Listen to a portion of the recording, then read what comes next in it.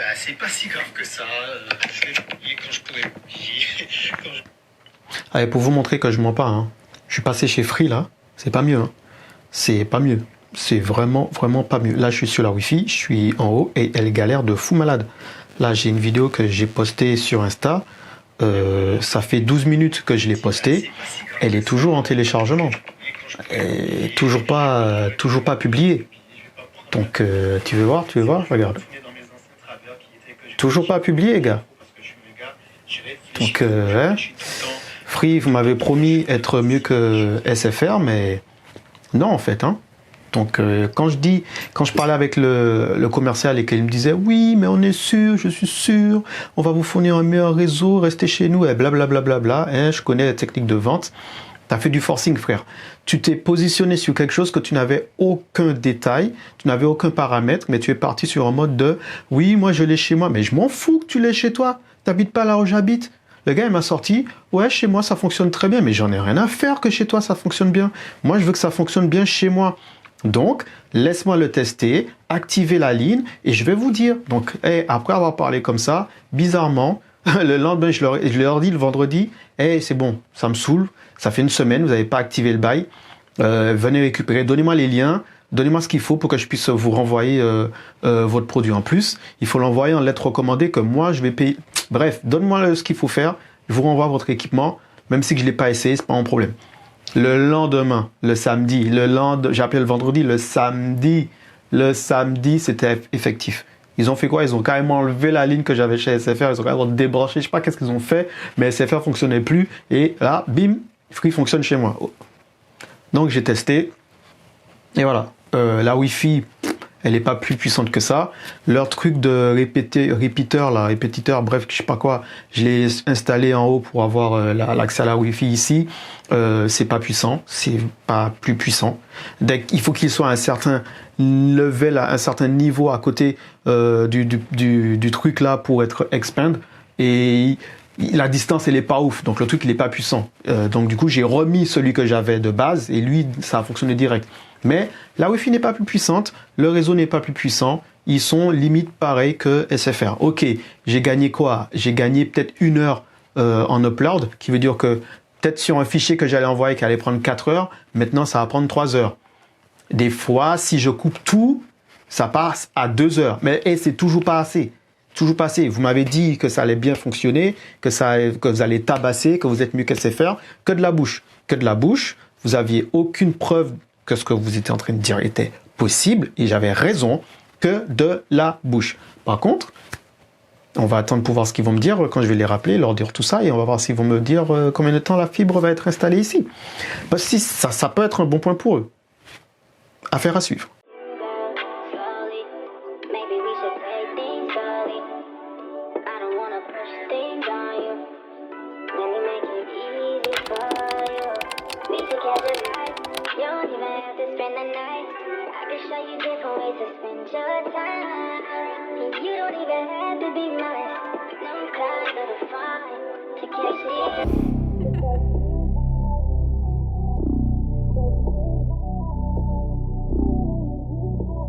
Salut la Flow Family, j'espère que tu vas bien. Bon voilà, c'était le petit moment où je pète un petit peu mon petit câble vite fait, où j'exprime, voilà, t'as compris, t'as capté. Là je t'exprime, je te partage ce qui m'arrive au quotidien dans la semaine en tant que photographe, réalisateur. Voilà, c'est ce que je suis, c'est ce que je fais à temps plein, voilà, depuis quelques temps. Pas beaucoup, mais assez pour commencer à m'appeler ainsi, à me donner cette petite casquette, si t'as capté le petit jeu de mots. C'était pourri. Bref, aujourd'hui je vais te faire une vidéo assez précise parce que je me suis rendu compte que la plupart du temps on me pose des questions au sujet de la photo et je me rends compte que les gens, parmi vous, il y en a, vous avez des appareils photo qui demandent un certain type d'expérience pour les manipuler et tout, et de compréhension des réglages, mais que vous faites des paramètres parce que vous avez vu un tel vous dire qu'il faut le faire, ou bien vous avez regardé sur YouTube, mais sans savoir ce que vous faites, hein, sans savoir le type de matériel que vous avez dans les mains et à quoi il sert. Donc là, on va faire une petite série de vidéos, je ne sais pas combien de temps ça va prendre, où je vais t'expliquer pas à pas à quoi sert chaque outil que tu utilises en tant que photographe. Et on va commencer par le premier outil qui est l'appareil photo, bien sûr. l'A7R3, voilà. J'ai pas pris le 4, j'ai pris l'A7R3. Oui, parce que le 4, je crois que l'écran, c'est un flip. Bref, je suis en train de dire que les gens, ils savent pas ce qu'ils ont dans les mains, mais moi, je connais même pas le nom de mon propre matos. C'est d'une tristesse. Bref, l'A7R... Arrête de faire du bruit là, toi. L'A7R3, voilà, qui est un full frame, monté avec un 50 mm. Voilà. Le 50 mm, c'est vraiment une optique que j'aime. Vous allez voir, je n'ai pas beaucoup d'optiques. Avec du temps, j'ai fini par savoir les 3 types d'objectifs dont j'ai besoin. Du coup, ça me suffit largement pour ce que j'ai à faire. Le boîtier que vous utilisez a énormément... si vous utilisez ce type de boîtier-là, vous allez voir qu'il y a des boutons partout. Il y a des trucs, c'est écrit ISO, c'est écrit WB, il y a AEL, AF on, bref, il y a des boutons partout.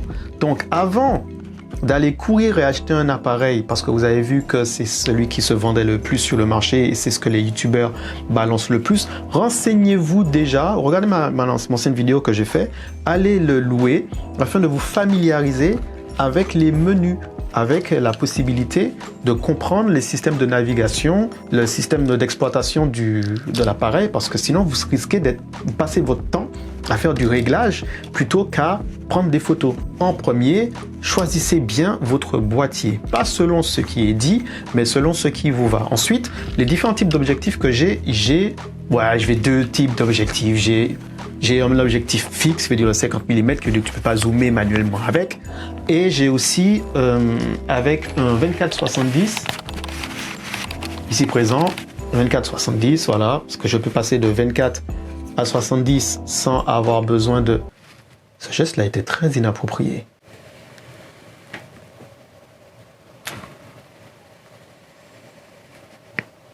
Bref.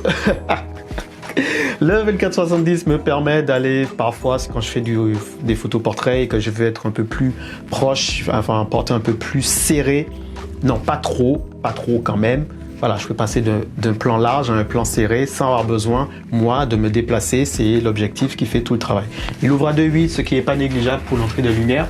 Et j'ai le tout dernier, celui-là, c'est mon préféré, c'est ma bête, c'est mon chouchou, c'est lui que j'aime le plus, c'est mon 70-200, le 70-200 f4. Alors tu vas te dire pourquoi j'ai pris un f4. Alors je t'explique. La plupart du temps quand je fais de la photo, parce que je fais aussi de la vidéo, donc j'ai tendance à mélanger un peu les deux. La plupart du temps quand je fais de la photo, c'est souvent en plein jour. J'ai un petit peu arrêté de faire des photos de nuit au 70-200, qui veut dire en zoomant, puisque les photos de nuit que je fais, j'incorpore l'ambiance, l'atmosphère, les lumières, les trucs comme ça. Je trouve ça beaucoup plus intéressant. Et si j'ai besoin de zoomer, de toute façon, je prends mon 50 mm. Voilà. Et c'était beaucoup plus intéressant pour moi de passer sur un f4. Non, en fait, je suis en train de parler pour rien, parce qu'en fait, c'est pas vrai, c'est pas vraiment ça. J'essaie de faire genre le mec, oui, j'ai voulu prendre ça parce que artistiquement, ça me ressemblait, mais non, c'est de la carotte. Et je vais te donner la vraie raison pour laquelle j'ai pris le 70-200 f4.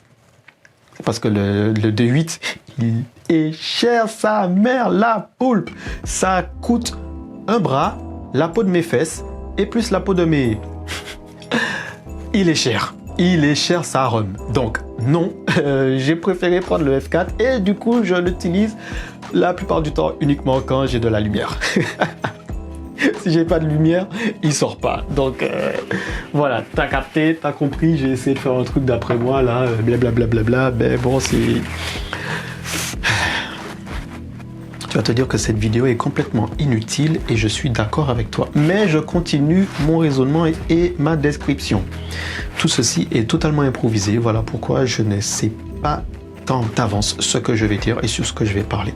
J'ai juste pris l'appareil, je me suis dit que je te parlerai de comment gérer ton appareil. Bon alors, sur l'appareil photo, tu as 3 points qu'il faut que tu maîtrises le plus rapidement possible en expérimentant et en te mettant des épreuves et en allant shooter le... Voilà, une fois que je vais te les donner, tu vas voir que c'est assez facile de se familiariser avec. Le premier que tu vas commencer à te familiariser avec, c'est ton ouverture. Ton ouverture, c'est comme tes yeux, voilà, ton ouverture, c'est tu vois, à l'intérieur, il y a une sorte de truc qui s'ouvre et qui se ferme. Donc, selon l'ouverture que tu vas demander à ton appareil de faire, ça va s'ouvrir ou ça va se fermer pour laisser rentrer la lumière dans l'obturateur. Voilà, c'est au niveau de l'optique que ça se passe. Certains appareils peuvent ouvrir à une très grande ouverture, certains appareils, certains objectifs, et c'est marqué dessus. Par exemple, quand tu vas écrire f1.8, ça veut dire que c'est une très grande ouverture. Mais ton ouverture, c'est ce qui va déterminer. Alors, beaucoup de personnes parlent de lumière, c'est vrai, mais moi, ce que je propose dans mes vidéos, c'est de t'expliquer un petit peu mon positionnement et mon point de vue par rapport à la photo, basé sur mon expérience et ma manière de voir les choses. Pour moi, l'ouverture, ça a un impact sur la lumière, mais c'est pas ce qui va déterminer de manière... Oui, en fait, oui, ça...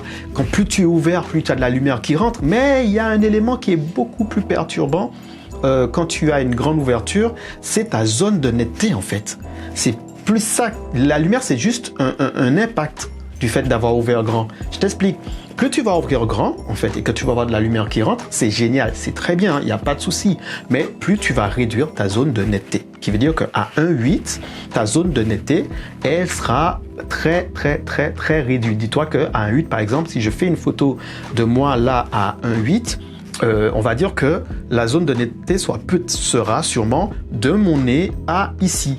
Mais j'aurai énormément de lumière. Mais en termes de détail, j'aurai du détail uniquement ici à là, selon la distance à laquelle je me trouve avec mon objectif et de mon sujet. Donc, on ne va pas entrer dans tous ces détails-là. Il y a des youtubeurs qui expliquent ça mieux que moi. Mais en fait, tu comprends. Donc, plus tu vas augmenter ta zone de netteté, donc ton f1.8, par exemple, si tu vas passer à f2, comme on est à ce moment-là, là, on est en f2. Donc, tu remarques que jusqu'ici, je reste encore net, à peu près, si je ne bouge pas trop. Dès que je vais bouger, tu vas voir que la zone de netteté va changer. Et comme je suis en autofocus sur le GH5, il va essayer de retrouver la zone de netteté, il va le calculer lui-même. Attention, on lui met une petite pression. Et bim! Là, j'ai augmenté je me suis rapproché de l'écran, donc je suis sorti de la zone de netteté. Mais lui, comme il est en autofocus, il va le recalculer. Si je recule, tu vas voir que je sors et je suis flou un petit moment. Et il va prendre un certain temps. Et ça, c'est ce que tu fais manuellement. Là, il le fait automatiquement. Mais tu vois, ta zone de netteté, ton F2, ça va plutôt impacter la zone à laquelle ton sujet sera net. La lumière, c'est le dommage collatéral, qui veut dire que plus tu vas fermer ton diaphragme, tu vois, le truc là, l'iris, l'œil, plus tu vas le fermer, ben c'est sûr que moins de lumière va entrer. Si tu me vois comme ça en pleine journée et qu'il fait gros soleil, je vais finir par couler, mes yeux vont couler, tu vois, parce que c'est trop ouvert. Donc je vais finalement pincer les yeux et du coup moins de lumière va entrer. Mais quand je fais ça, il y a moins de lumière qui rentre, mais je vois moins aussi, tu vois. Donc c'est un petit peu ça le côté zone de netteté, tu vois. Plus je vais ouvrir grand mes yeux, oui, on va dire que là je suis à 1.8, ok. Donc là je vois clair, je vois partout. Mais tu constates bien que ma zone de ce qui est net et ce qui est flou est très réduite. Donc je fais quoi? Si je plisse un peu les yeux, il y a moins de lumière qui rentre. Ouais, mais je peux mieux regarder ce qui se passe autour de moi par rapport à l'intensité de la lumière. Bref, je vais arrêter d'avoir l'air con là devant toi et on va passer à autre chose. Donc, maintenant que tu as compris un peu à quoi sert là, tout ce qui est F1, 2, F8, F4, machin et 6, tu montes à 12, tu as compris, tu as capté que tu as super fermé. Ok, on passe sur l'autre chose qui est ta vitesse d'obturation. Ta vitesse d'obturation, selon l'appareil que tu as, ce qu'il est pourvu d'un obturateur ou qu'il soit un hybride ou qu'il soit un argentique, bref, quel que soit l'appareil que tu as, il faut une certaine vitesse pour le volet, s'il y en a ou il n'y a pas, s'il y a un clapet ou s'il n'y en a pas, qu'il puisse s'ouvrir et laisser rentrer la lumière. C'est ce qu'on appelle la vitesse d'obturation. Cette vitesse d'obturation-là, elle se caractérise par quoi? Par le bruit que tu vas entendre au déclenchement de ton appareil. Si je fais une photo, là, on va passer en mode photo parce que j'étais en mode lumière. Je suis à une vitesse d'obturation, je vais la mettre très élevée et tu vas entendre le bruit du déclenchement. Ok, je vais monter encore plus haut. Ok, et maintenant, je vais descendre au plus bas qu'il y a. Il se fout de moi ou quoi? C'est moi ou il est trop performant? On va descendre un peu plus bas encore. Voilà, là c'est mieux, là c'était beaucoup plus parlant. Tu vois, donc la vitesse d'obturation, c'est la vitesse à laquelle, et c'est là où tu as le 1/un chiffre. Et c'est lui qui va te déterminer à quelle vitesse ton volet va s'ouvrir ou ton clapet, t'as capté, ça dépend de ce que tu as comme appareil, va s'ouvrir et se fermer pour laisser rentrer la lumière. C'est un petit peu le concept de...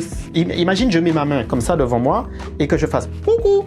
Bon, ok, si je l'ai fait très vite, j'ai pas eu le temps. Mes yeux n'ont pas eu le temps de faire la mise au point. Donc, en fait, ton appareil, c'est exactement la même chose. Si tu es en automatique et que le volet fait... et que tu n'as pas eu le temps. L'appareil n'a pas eu le temps de faire la mise au point parce que il faut qu'il commence. Donc, il faut lui laisser un certain nombre de temps pour que quand ça s'ouvre, il fasse la mise au point et avant que ça se ferme, il ait pris la photo. Voilà, parce que là, la photo mise au point, photo est faite. Voilà. Mais c'est ça qui fait que ton appareil va coûter plus cher ou pas, c'est à la vitesse à laquelle le boîtier est capable justement de faire la mise au point pendant que le volet s'ouvre, de déterminer la lumière qui rentre. Parce que tu l'as mis à 1,8, trop de lumière, t'as ouvert un... T'as capté?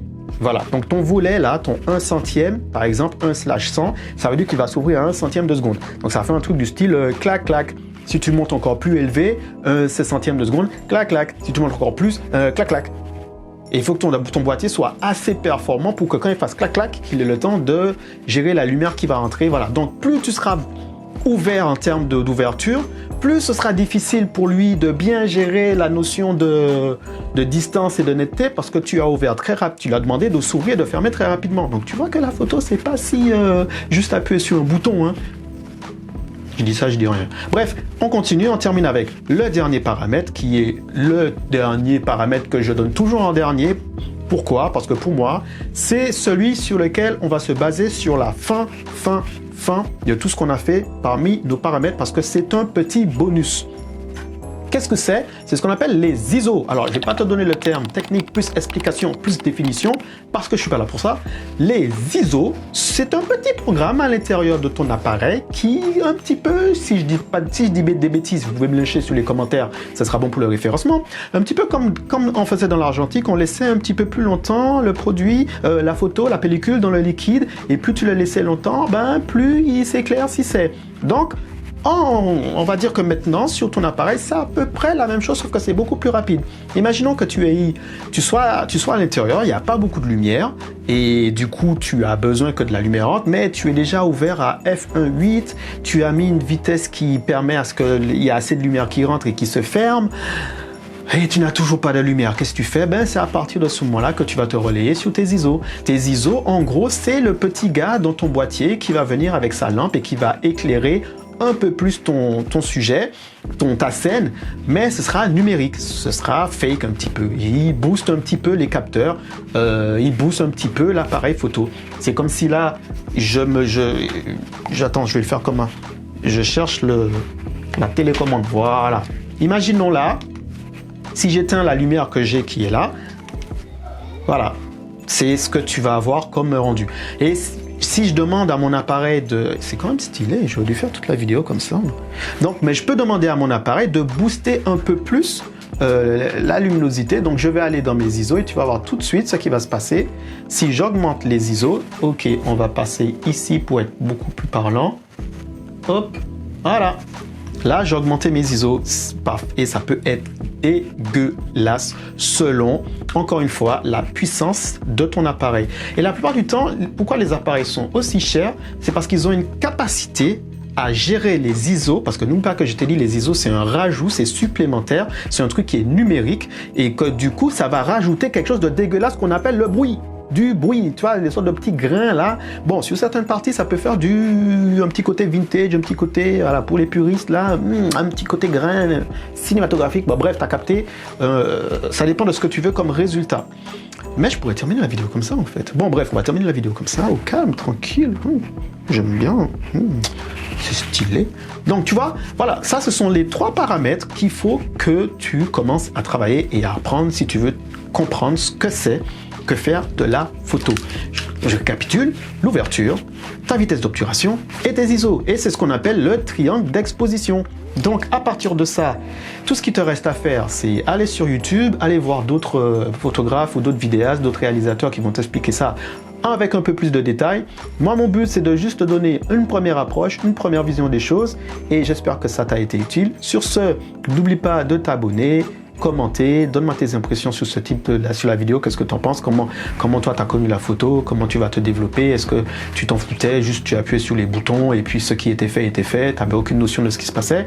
Et moi je me ferai un plaisir de te répondre dans les commentaires et sur ce je te donne rendez-vous pour la prochaine vidéo. Tchuss. Stay flow la famille.